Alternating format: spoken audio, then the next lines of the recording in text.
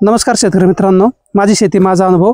मी Balasaheb Gunjal, Gunjal hi-tech pharma nursery संचालक, मुक्काम post Daithani Gunjal, taluka Parner, जिल्हा अहमदनगर. खरं तर शेती करत असताना शेतीमध्ये पाण्याला अनन्यसाधारण महत्त्व आहे. आणि जर पाणी योग्य पद्धतीने दिलं तर त्याचा नेमका स्वरूपात आपला शेती पिकाला फायदा होत असतो. आणि पाण्याचं जर नियोजन चुकलं तर निश्चित स्वरूपात आपलं पीक पण वाया जाण्याची शक्यता असते. अशा वेळेस आपल्याला काहीतरी चांगलं नियोजन करावं लागतं. आणि हे नियोजन जर केलं आपण तर निश्चित स्वरूपात येत्या काळामध्ये आपल्याला त्याचा फायदा होत असतो. आता बऱ्याचदा शेती करत असताना आपण पूर्वीच्या काळी पाटपाण्याने पाणी द्यायचो, मोकळं पाणी सोडायचो. अशा वेळेस आपल्या पाण्याची तर नासाडी व्हायचीच, पण त्याच्याबरोबर शेतामध्ये तण पण भरपूर व्हायचं. परंतु जसे जसे आधुनिक तंत्रज्ञान उपलब्ध होत चाललंय तसं आपल्याला नवीन गोष्टी शिकायला भेटत आहे आणि त्याचाच वापर आपण आपल्या शेतीमध्ये करत आहेत. म्हणून अलीकडच्या काळात आपल्याला आधुनिक पद्धतीने जर विचार केला तर आपला ठिबक सिंचनचा आपण वापर करत असतो. आणि आपला हा तैवान पिंकचा 2 नंबरचा प्लॉट आहे. आता तैवान पिंकचा प्लॉट करत असताना आपण ठिबक सिंचनचा वापर करूनच त्याच्यामध्ये चांगल्या पद्धतीने नियोजन केलेलं आहे. आणि त्या पद्धतीने जर नियोजन केलं तर निश्चित स्वरूपात त्याचा फायदा होत असतो.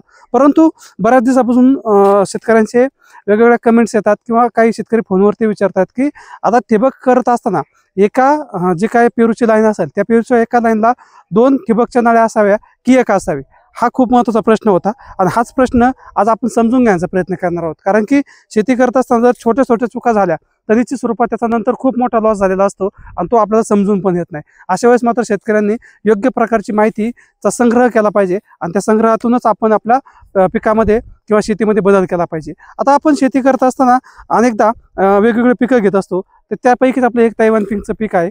आणि हे साधारणतः आपला 1.5 वर्षाचा प्लॉट झाला आहे. आता पहिल्या 1.5 वर्षापर्यंत माझ्याकडे जी काही ठिबक सिंचनची सुविधा होती ती फक्त एका लाईनमध्ये एकाच ड्रीप म्हणजे एकच लाईन होती. परंतु जशी झाडाची वय वाढते, झाडाची भूक वाढते, झाडाचे जे काय पाणी ग्रहण करण्याची क्षमता वाढते, अशा वेळेस मात्र आपल्याला ठिबकच्या झाडाच्या दोन्ही बाजूने ठिबक असणं फार गरजेचं असतं. म्हणून यावेळेस मी काय केलंय, जे काय आपण आता पहिल्या वर्षीचा बार धरलेला आहे त्याच्यामध्ये आपण 2 ठिबकचं नियोजन केलं आहे. म्हणजे 2 बाजूने आपण ठिबक सिंचन केले आहे. आता बऱ्याचदा शेतकऱ्यांना होती काय चूक का, बऱ्याचदा शेतकरी जे काही ड्रीप टाकत असतो आपण या बागेमध्ये, साधारणतः हे ड्रीप आपण या झाडाच्या खोडाजवळ टाकत असतो इथं जवळ.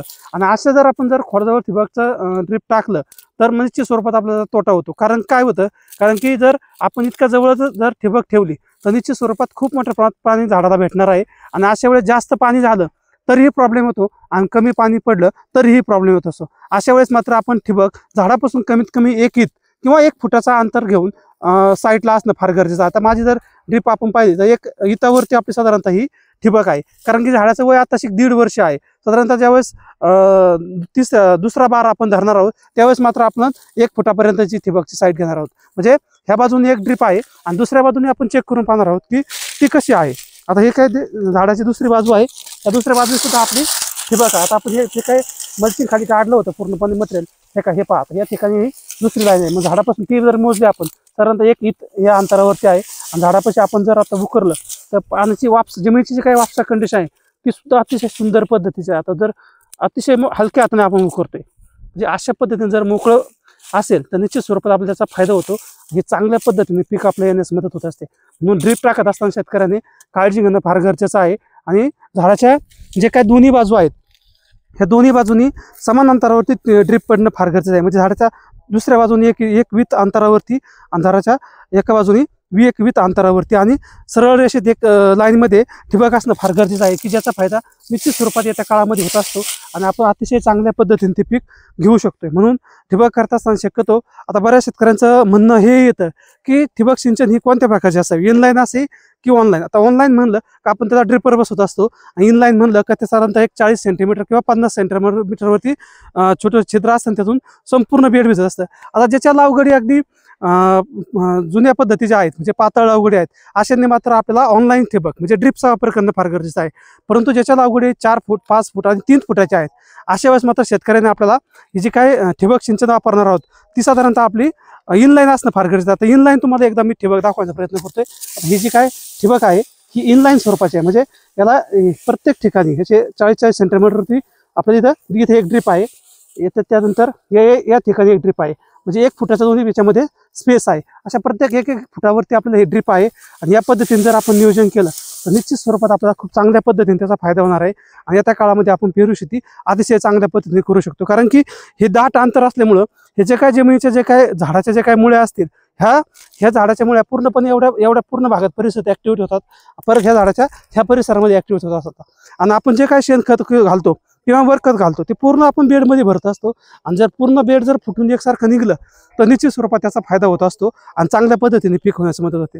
आता पाणी किती द्यायचं हे पण खूप महत्त्वाचा मुद्दा आहे. बरेच शेतकरी काय करतात, सरमसाट पाणी सोडून देतात आणि त्याच्यानंतर पुढच्या काळामध्ये नुकसान होत असतं. कारण की निमेटोड हा खूप मोठाचा विषय आहे पेरूमधला. याला सारखं जर ओल राहिली तर निश्चितपणे आपण निमेटोडला निमंत्रण देणार आहोत. अशा वेळेस मात्र आपल्याला वापसा कंडिशनवरती पाणी देणं फार गरजेचं आहे. आता वापसा कंडिशन कशी समजायची, ज्यावेळेस आपण खालून माती हातामध्ये मुठीमध्ये घेतो आणि ती मूठ दाबल्यानंतर ती पूर्णपणे राहते आणि मूठ सोडल्यानंतर पुन्हा माती ढिल्ली होते, अशा वेळेस मात्र आपण समजायची की आपल्या जमिनीची वापसा कंडिशन अतिशय चांगल्या पद्धतीची आहे. म्हणून अशा पद्धतीने जर नियोजन केलं तर आपल्याला अतिशय चांगल्या पद्धतीने झाडाला पाणी पोहोचेल, पाहिजे तितकं पाणी पोहोचेल, जास्त पाणी नको आणि जास्त कमीही नको. आपल्या जमिनीची वापसा कंडिशन प्रत्येकाने तपासून पाहणं फार गरजेचं आहे. कारण बऱ्याचदा फोनमध्ये पहिल्यांदा हाच प्रश्न विचार होतो की जमिनीला पाणी किती द्यायचं. आता मी माझ्या जमिनीचं मला आरोग्य माहिती आहे किंवा माझ्या जमिनीची पाणी ग्रहण करण्याची क्षमता माहिती, मला तुमच्या जमिनीची ग्रहण करण्याची क्षमता माहिती नाही. ते तुम्हीच एकदा चेक करणं फार गरजेचं आहे. ज्यावेळेस तुम्ही शेतामध्ये जाता, आज पाणी दिल्यानंतर किती वेळेस 2 दिवसांनी सुकतंय, 3 दिवसांनी सुकतंय की 4 दिवसांनी सुकतंय, असं एक आठवडाभर किंवा 15 दिवस तुम्ही जर निरीक्षण केलं आणि ध्यानात जर धरलं तर निश्चित स्वरूपात तुम्हाला तुमच्या जमिनीची वापसा कंडिशन समजली तर निश्चित स्वरूपात तुम्हाला 2 दिवसाला पाणी द्यायचं का 3 दिवसाला द्यायचं का दररोज पाणी द्यायचं हे निश्चितपणे समजू शकतं. आणि आता त्यानंतर इनलाईन करायची का, ज्यांच्या लागवडी 10x4, 10x3 आणि 10x5 वरती आहेत त्यांनी शक्यतो इनलाईन ठिबक करावी.